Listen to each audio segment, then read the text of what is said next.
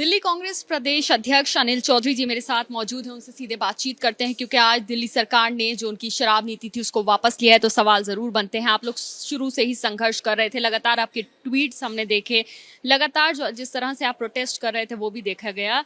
लेकिन केजरीवाल सरकार तो ये कहती है कि दुकानदारों को और अफसरों को ईडी की और सीबीआई की धमकियां मिल रही थी, इस वजह से नीति को वापस लिया गया। क्या कहेंगे इस? देखिए, एक तो ये कि जो जनता का जो फीडबैक था, आम जनमानस का, वो लड़ाई हमने लड़ी।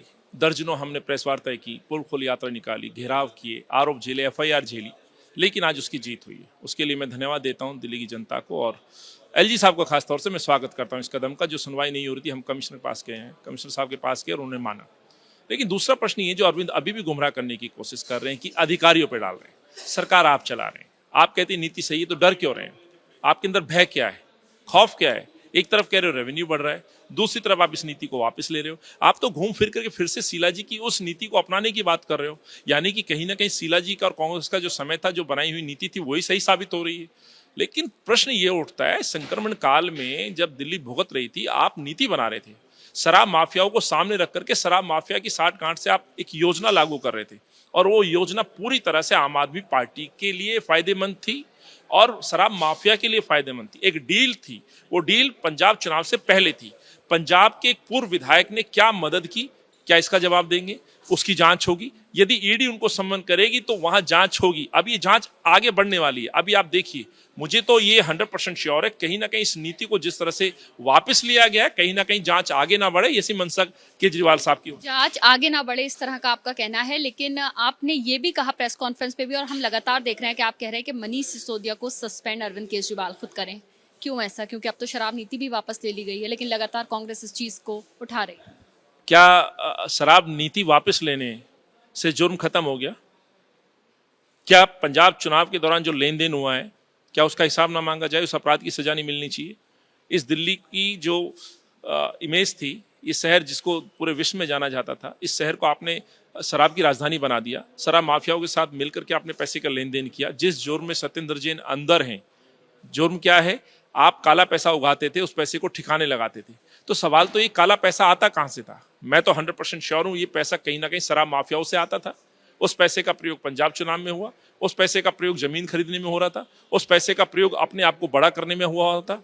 तो ये जो शराब माफिया के साथ मिलकर दिल्ली को बेचा गया है, वो तो जांच होनी चाहिए। कौन कौन लोग हैं, आखिर किस किस को चुप रहने की कीमत दी गई? क्या भाजपा के नेता भी इन्वॉल्व हैं? किन किन लोगों के पास ये शराब के ठेके, उनकी भी जांच होनी चाहिए। नॉन कन्फर्मिंग एरिया में जहां पहले 5 दुकानें होती थी, वहां 216 दुकानें खोल दी। जो दिल्ली का देहात है, जहां शराब को बुराई माना जाता था, उन गांवों में आपने शराब पहुंचा दी।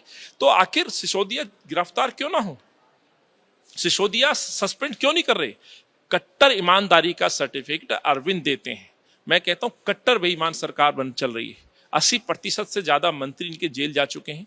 जिनको रामलीला मैदान में कोहिनूर कहा गया था, वो कोहिनूर जेल की हवा खा चुके हैं, पद छोड़ चुके हैं। जिसमें सोमनाथ भारती है, तोमर है, संदीप है, एक चांदनी चौक के पूर्व खाद्य मंत्री हैं, सत्येंद्र जैन अंदर जेल में हैं, मनीष सिसोदिया का नंबर लगा हुआ है। ये वो लोग हैं जिन रत्नों को इन्होंने खुद सर्टिफिकेट दिया था, जिन्हें देशद्रोही कहा जाता था कि भाई जो बेईमान होगा, जो भ्रष्टाचारी होगा, वो देशद्रोही होगा। तो आज केजरीवाल से प्रश्न पूछता हूं, क्या ये देशद्रोही है या नहीं है? इसका जवाब दें। डॉक्यूमेंट्स का आप जिक्र कर रहे थे और आपने कहा कि हम आगे उसको लेकर जाएंगे और हम जांच की मांग भी करेंगे। ऐसे क्या डॉक्यूमेंट्स हैं, किसके खिलाफ हैं? क्या कुछ आगे कांग्रेस अब करने वाली है? क्या कुछ रणनीति आप बना रहे हैं? क्योंकि किस चीज के खिलाफ अब आवाज जो है उठने वाली है?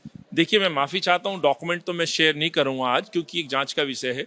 लेकिन मैं पहले से ही बोल रहा हूं, पहले हमने ये लड़ाई एक बिंदु पे लड़ी, किस तरह से शराब माफिया के साथ मिलकर के आपने इस दिल्ली को बेच डाला, जिसमें दीप मल्होत्रा की कंपनी को मैंने एक्सपोज किया। अभी 2 और बड़े खिलाड़ी हैं, उनके भी मैं पेपर सौंपने वाला हूं। उन पेपरों में यह साबित हो रहा है कि किस तरह से कनेक्शन बना हुआ है कि सेल कंपनियों को ये ठेके दिए गए हैं। और मैं आपको ये भी कहना चाहता हूं, ये एक विषय नहीं है। अभी जो सरकारी अस्पतालों का मसला है, उसमें वित्त मंत्री जी भी और ये हेल्थ मिनिस्टर साहब जो ऑलरेडी जेल में, वो भी हैं। ट्रांसपोर्ट विभाग का एक हमने कंप्लेंट दे रखी है, उसकी भी जांच चल रही है। ऐसे कई ऐसे हमारे पास डॉक्यूमेंट्स हैं जो इनकी ईमानदारी का जो चोला ओढ़ के बैठे हैं लोग, बेईमान लोग, भ्रष्ट लोग, वो सच्चाई जनता के सामने लेकर के आएगी, और ये मैं जांच एजेंसी को सौंपने वाला हूँ। शुक्रिया हमसे बात करने के लिए। तो आपने सुना किस तरह से दिल्ली प्रदेश अध्यक्ष अनिल चौधरी का साफ तौर से कहना है कि आगे कांग्रेस जो है इसके खिलाफ आवाज उठाती रहेगी। आगे भी कुछ डॉक्यूमेंट्स हैं जिनके जांच की मांग के लिए वो लोग आगे काम करते रहेंगे। कैमरा पर्सन अरविंद कुमार के साथ मदीहा खान, एबीपी न्यूज, दिल्ली।